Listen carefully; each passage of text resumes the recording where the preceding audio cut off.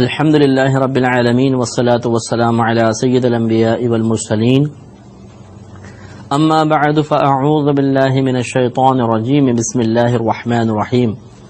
سورۃ الحج کی تقریباً 15 آیات کی تفسیر مکمل ہو گئی تھی۔ 15ویں آیت میں جو کچھ مضمون بیان ہوا اس کا خلاصہ یہ تھا کہ اللہ تعالیٰ نے ارشاد فرمایا کہ اگر کافر یہ گمان کرتے ہیں کہ اللہ تبارک و تعالیٰ اپنے حبیب کریم صلی اللہ علیہ وسلم کی دنیا اور آخرت میں مدد نہیں فرمائے گا تو پھر ان کو چاہیے کہ جو آخری یہ حربہ استعمال کر سکتے ہیں وہ کر لیں تاکہ ان کی دل کی جلن دور ہو جائے، لیکن ایسا نہیں ہوگا کہ آخری حربہ استعمال کرنے کے باوجود بھی اللہ تبارک و تعالیٰ نہ انہیں کامیابی عطا فرمائے گا اور نہ یہ نبی کریم صلی اللہ علیہ وسلم پر غالب آ سکتے ہیں۔ وَكَذَلِكَ أَنزَلْنَاهُ آيَاتٍ بَيِّنَاتٍ، اور بات یہی اور اسی طرح معاملہ ہے کہ ہم نے یہ قرآن اتارا، ہم نے نازل کیا اسے روشن آیات کی صورت میں، یعنی ہم نے قرآن کو واضح آیات کی صورت میں اتارا ہے۔ وَأَنَّ اللَّهَ يَهْدِي مَن يُرِيدُ، اور یہ کہ اللہ تعالی ہدایت عطا فرماتا ہے جسے وہ چاہتا ہے۔ ہدایت عطا فرماتا ہے جسے وہ چاہتا ہے، اس کا مطلب یہ ہے کہ اس کے لیے اسباب ہدایت کا اختیار کرنا آسان کر دیتا ہے خوش ہو کر۔ اور اگر کوئی اسباب ہدایت اللہ تعالیٰ سب کو دیتا ہے، لیکن بعض لوگ مسلسل ان ہدایت کے اسباب کو نظر انداز کرتے ہیں، ان کے قریب آنے کی، ان سے استفادہ حاصل کرنے کی، انہیں اختیار کرنے کی کوشش نہیں کرتے، ایک موقع، دو موقع، 50 موقع دیے جانے کے باوجود وہ ناقدری کا شکار رہتے ہیں، تو پھر اللہ تعالیٰ انہیں اسباب ہدایت سے دور فرما دیتا ہے۔ ان الذين آمنوا والذين هادوا والصابئين والنصارى والمجوس والذين اشركوا ان الله يفصل بينهم يوم القيامة ان الله على كل شيء شهيد، بے شک وہ جو ایمان لائے یعنی ہم مسلمان، والذین ہادوا، اور وہ جو یہودی ہوئے، والصابئین، اور ستارہ پرست، والنصارى، اور عیسائی، والمجوس، اور آتش پرست، والذین اشرکوا، اور وہ جو مشرک ہوئے، ان اللہ، بے شک اللہ تبارک و تعالی، یفصل بینہم، فیصلہ فرما دے گا ان کے درمیان، یوم القیامتی، قیامت کے روز، ان اللہ علی کل شیء شہید، بے شک اللہ تعالی ہر شے پر گواہ ہے۔ تو ذرا توجہ طلب بات یہ ہے کہ اللہ تعالیٰ نے یہاں پر مسلمانوں کو علیحدہ رکھا اور باقی کفار کے گروپ علیحدہ بیان فرمائے، ان میں یہودی، ستارہ پرست، عیسائی، مجوسی اور مشرک، یہ اللہ تعالیٰ نے 5 گروہ بیان فرمائے مسلمانوں کے مقابلے میں۔ ان سب کے درمیان اللہ تعالیٰ فیصلہ فرمائے گا کہ کون حق پر ہے اور کون ناحق ہے۔ اللہ تعالیٰ ہر ایک چیز پر گواہ ہے، ابھی گواہ ہے اللہ تعالیٰ، برود قیامت ہمارے درمیان فیصلہ ہو جائے گا۔ لہٰذا حق تو ہر ایک اپنے آپ کو کہتا ہے، ہر مذہب والا اپنے آپ کو حق کہتا ہے، لیکن اصل میں حق وہی ہے جسے رب حق فرماتا ہے، جسے اللہ حق کہتا ہے۔ جس حق کو، جو ہم جس کو حق کہہ رہے ہیں، اسے اللہ تعالیٰ حق فرما دے تو وہ حق ہے، باقی سب کا سب نا حق ہے۔ اور وہ ابھی آگے اللہ تعالیٰ بیان فرمائے گا کہ ان میں سے کون حق پر ہے اور کون حق پر نہیں ہے۔ یہاں ایک توجہ طلب بات یہ ہے کہ اللہ نے ارشاد فرمایا والذین ہادوا، اور پھر آگے فرمایا والنصارى، یہودی اور عیسائی، پھر آگے مشرکین کو علیحدہ ذکر کیا والذین اشرکوا، اور وہ جو مشرک ہوئے۔ تو یاد رکھیں کہ ویسے تو عیسائی اور یہودی دونوں مشرک بھی ہیں، کیونکہ یہودی حضرت عزیر علیہ السلام کو اور عیسائی حضرت عیسیٰ علیہ السلام کو اللہ کا بیٹا مانتے ہیں، تو شرک کا ارتکاب تو انہوں نے بھی کیا، لیکن اس کے باوجود اللہ تعالیٰ نے انہیں اشرکو کے تحت نہیں رکھا، یعنی ان دونوں کا ذکر نہ فرماتا، صرف صابئین کا ذکر کرتا، پھر مجوس کا، اور پھر آگے فرما دیتا والذین اشرکوا۔ اس میں جو بت پرست تھے وہ بھی آ جاتے، یہودی بھی آتے، عیسائی بھی آتے، نہیں۔ تو یہ اصول یاد رکھیے گا، یہ فقہا کی پھر اس پہ تحقیق یہ یاد رکھیے گا کہ جب ہم لفظ مشرک کہتے ہیں، شرک کرنے والا، تو اس کے 2 معنی ہوتے ہیں، ایک لغوی، ایک اصطلاحی، ایک شرعی، لغوی اور شرعی۔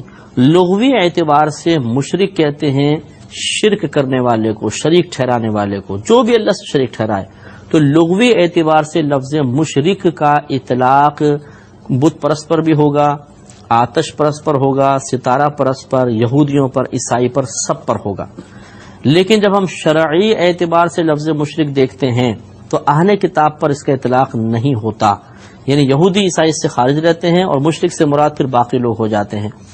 تو اسی لیے اہل کتاب سے نکاح جائز ہے اور مشرک سے نکاح منع کیا ہے۔ یہی وجہ ہے کہ آپ یہ دیکھیں گے کہ اہل کتاب کا تذکرہ اللہ نے علیحدہ فرما کے ان سے نکاح کو جائز قرار دیا اور مشرکین سے منع فرمایا کہ لا تنکحوا المشرکات حتی یؤمننا، کہ تم مشرکہ عورتوں سے اس وقت تک نکاح نہ کرو جب تک وہ ایمان نہ لائیں۔ تو اس کا مطلب یہ ہوا کہ وہاں مشرکات سے مراد یہودی عیسائی نہیں ہیں، کیونکہ عیسائی یہودی یعنی یہودی عورت سے یا عیسائی عورت سے بعض شرائط کی بنا پر نکاح جائز ہوتا ہے، وہ اہل کتاب میں سے ہیں، مشرک سے منع کر دیا گیا۔ تو یہ مشرک کے تحت شرعاً نہیں آتے ہیں۔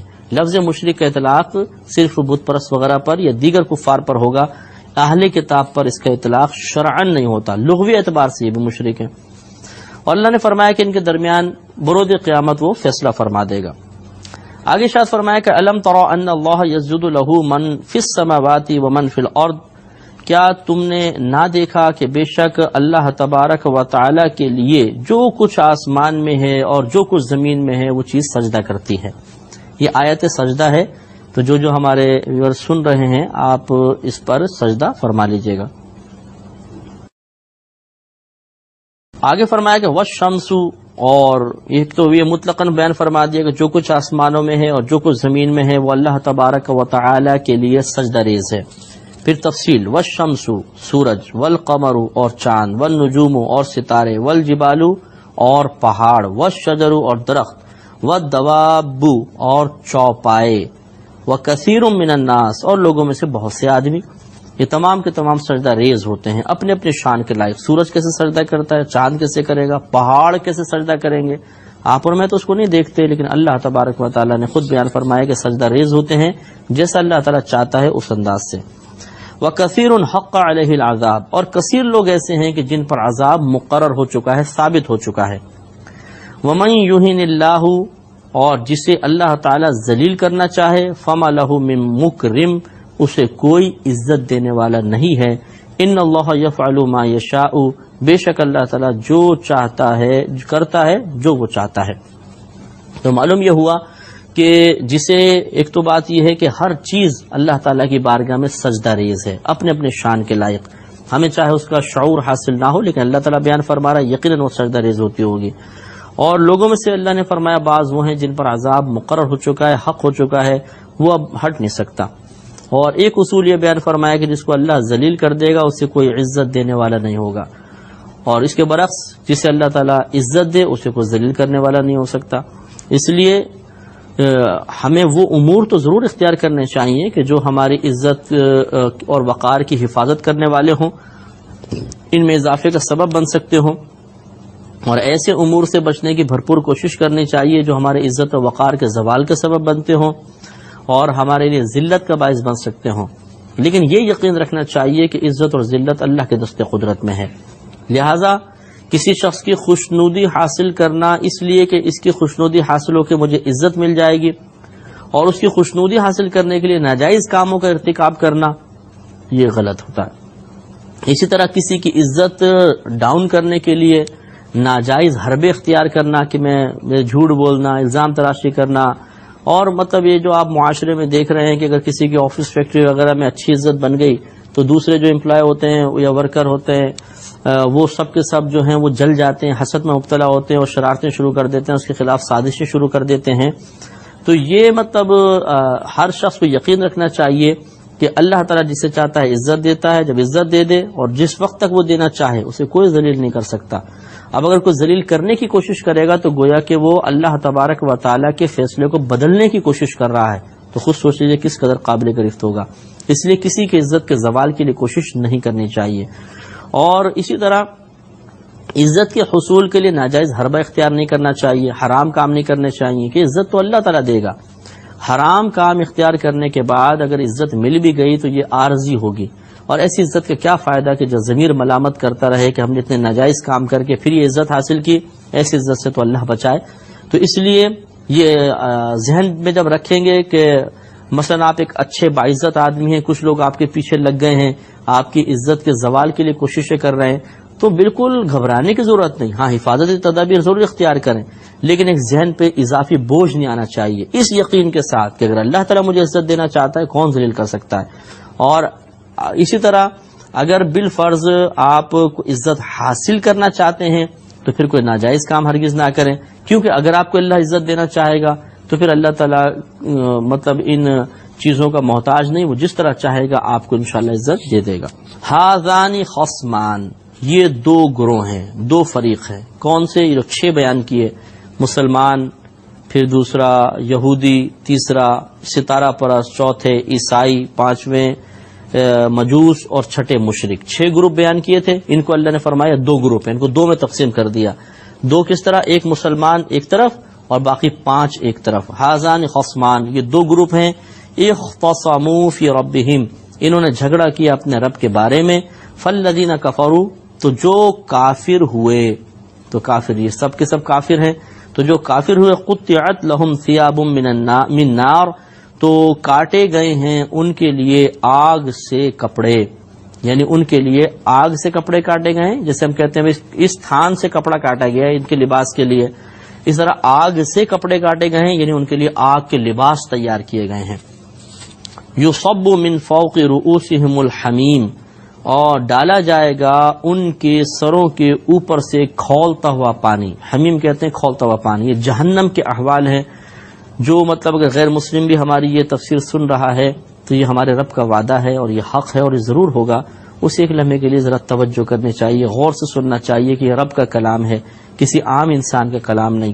اگر ایک آدمی کفر پر مصر رہتا ہے تو کیا ہوگا بروز قیامت، یعنی جہنم میں جانے کے بعد اخروی انجام کیا ہوگا. قرآن یہ کہتا ہے، اللہ تعالیٰ یہ بیان فرماتا ہے کہ قطعت لہم ثیاب من نار، کاٹے جائیں گے ان کے لیے آگ کے کپڑے، یعنی آگ کا لباس انہیں پہنایا جائے گا. یصب من فوق رؤوسہم الحمیم، اور ڈالا جائے گا ان کے سروں کے اوپر سے کھولتا ہوا گرم پانی. یصہر بہ ما فی بطونہم والجلود، جس سے گل سڑ جائے گا، پگھل جائے گا جو کچھ ان کے پیٹوں میں ہے اور ان کی کھالیں. تو جیسے وہ پیئیں گے تو سب کٹتا ہوا سب ختم ہو جائے گا. ایسا یعنی گرم کھولتا ہوا پانی ہوگا. نبی کریم صلی اللہ علیہ وسلم نے اس کی یہ تفصیل بیان فرمائی کہ جب انہیں پیاس لگے گی، جہنمیوں کو اللہ کی بارگاہ میں فریاد کریں گے تو انہیں لوہے کی بڑی بڑی بالٹیوں کے اندر کھولتا ہوا پانی دیا جائے گا. اب وہ مجبور ہو کے اس کو اٹھائیں گے. اب اٹھائیں گے تو اتنی سی بات ہے ہاتھ بھی جلیں گے، لیکن بہرحال اٹھا کے وہ جب منہ کے قریب لے کر آئیں گے تو سرکار فرماتے ہیں اس کی گرمی کی وجہ سے چہرے کی کھال پگھل کر گر جائے گی، اور اوپر کا ہونٹ سوج کر آدھے سر تک اور نیچے کا ہونٹ سوج کے لٹک کر ناف تک پہنچ جائے گا. پھر بھی باز نہیں آئیں گے، پیاس اتنی شدید ہوگی اس کو پیئیں گے. جب پیئیں گے تو زبان کٹ جائے گی، اندر پیٹ میں جو پانی اترے گا تو سب آنتیں وغیرہ کاٹ دے گا، پھاڑ دے گا، اور پیچھے کے راستے سب کچھ باہر نکل جائے گا. لیکن وہ مرے گا نہیں. پھر دوبارہ یہ کھالیں آ جائیں گی، دوبارہ تمام چیزیں آ جائیں گی. یہ سلسلہ عذاب لا متناہی وقت تک جاری رہے گا، کبھی ختم ہی نہیں ہوگا. ان لمٹ، کروڑوں سال، اربوں سال، کوئی اس کی لمٹ مقرر نہیں ہوگی. وَلَهُمْ مَقَامِعُ مِنْ حَدِيدٍ، اور ان کے لیے لوہے کے ہتھوڑے ہیں، گروز ہیں، یعنی جن سے ان کو مارا جائے گا، پیٹا جائے گا. كُلَّمَا أَرَادُوا أَن يَخْرُجُوا مِنْهَا مِنْ غَمٍّ، جب بھی ان میں سے جب بھی وہ لوگ ارادہ کریں گے کہ وہ اس دوزخ سے گھٹن کی وجہ سے، غم کی پریشانی کی وجہ سے باہر نکل جائیں، اُعِیدُوا فِیہَا، وہ اسی میں لوٹا دیے جائیں گے. یعنی بعض اوقات کوشش کریں گے، جیسے وہ بڑے بڑے پہاڑوں کے درمیان بند ہوں گے تو پہاڑ پہ چڑھیں گے کہ شاید ہم بچ جائیں، تو اوپر سے گرز پڑے گا سر پر، پھر دوبارہ نیچے گر جائیں گے اور اسی شدید عذاب میں مبتلا رہیں گے. وَذُوقُوا عَذَابَ الْحَرِيقِ، اور انہیں کہا جائے گا کہ تم چکھو آگ کا عذاب. دنیا میں بڑے مزے کیے تھے، پہلے تو کہنا نہیں مانا تھا، باتیں عجیب سے لگتی تھیں، باتوں کو نظر انداز کیا کرتے تھے، مذہب اسلام کو ناحق کہتے تھے، اسلامی تعلیمات کا مذاق اڑاتے تھے، آخرت کا انکار کرتے تھے. لیکن دیکھیے اللہ کا وعدہ حق ہے، آ ہی گیا، اور اب آگ کا عذاب چکھو. ان اللہ يدخل الذین آمنوا وعملوا الصالحات جنات تجری من تحتها الانہار، بے شک اللہ تعالیٰ داخل کرے گا ان لوگوں کے لیے جو ایمان لائے اور انہوں نے نیک اعمال کیے ایسے باغات میں کہ جاری ہوتی ہیں ان کے نیچے سے نہریں. یحلون فیہا من اساور، پہنائے جائیں گے اس میں انہیں کنگن، من ذہب، سونے کے، ولؤلؤا، اور موتی. یعنی موتی اور سونے کے کنگن ان کو موتی پہنائے جائیں گے، جیسے ہار، تاج اور سونے کے کنگن ان کو پہنائے جائیں گے، یعنی زیورات جیسے ایک بادشاہ کے ہوتے ہیں ایسی ان کی شان ہوگی۔ وَلِبَاسُهُمْ فِيهَا حَرِيرٌ، اور ان کا لباس اس جنت میں ریشم ہوگا۔ نبی کریم صلی اللہ علیہ وسلم کا فرمان ہے، آپ ایک دفعہ منبر اقدس پہ تشریف فرما ہوئے، ارشاد فرمایا کہ یہ ریشم، ایک ہاتھ میں ریشم تھا ایک ہاتھ میں سونا، فرمایا دونوں چیزیں دنیا میں میری امت کے مردوں پر حرام ہیں، اور ایک روایت میں فرمایا جو دنیا میں ریشم پہنے گا وہ آخرت میں نہیں پہن سکتا۔ ریشم سے مراد خالص ریشم ہے جو کیڑوں سے تیار شدہ ہوتا ہے۔ یہ آج کل جو مطلب یہ کہ کپڑے آ رہے ہیں ان میں بعض اوقات ریشم کی ملاوٹ ضرور ہوتی ہے، خالص ریشم نہیں ہوتا، اس کا پہننا منع نہیں ہے، خالص ریشم منع ہے۔ تو یہ پھر بروز قیامت یہ جنت میں انشاءاللہ ریشم کا لباس اور سونے کے زیورات دیے جائیں گے، دنیا میں مرد کے لیے جائز نہیں ہے۔ اسی لیے شادی بیاہ کے اندر جو لڑکے کو انگوٹھی دی جاتی ہے سونے کی، یہ سونا پہننا دونوں گناہ ہیں، حرام ہے۔ لہذا چاندی کی انگوٹھی بنوانے کی کوشش کریں، اگرچہ قیمت میں کم ہوتی ہے اور ہمارے ہاں دکھاوا بہت زیادہ ہوتا ہے، چاہے شریعتی کتنی ہی نافرمانی ہو رہی ہو، یہ طریقہ غلط ہے۔ مرد کے لیے چاندی کی ایک انگوٹھی پہننا جائز ہے جو ایک نگ والی ہو، نگ چاہے کتنے وزن کا ہو، نیچے کا حلقہ جو ہے 4.5 ماشا سے زیادہ وزن کا نہ ہو، 4.5 ماشا، یہ سنار آپ کو بتا دے گا۔ نگ چاہے آپ اتنا موٹا لگا لیں اس کے اوپر، حلقہ جو نیچے کا ہے 4.5 ماشا سے زیادہ وزن کا نہ ہو۔ ایک انگوٹھی ایک وقت میں پہن سکتے ہیں، چاندی کی انگوٹھی ہونی چاہیے، مرد کے لیے یہی جائز ہے۔ انشاءاللہ اگلی آیات کا پھر ترجمہ و تفسیر اگلے پروگرام میں۔ وآخر دعوانا ان الحمد للہ رب العالمین۔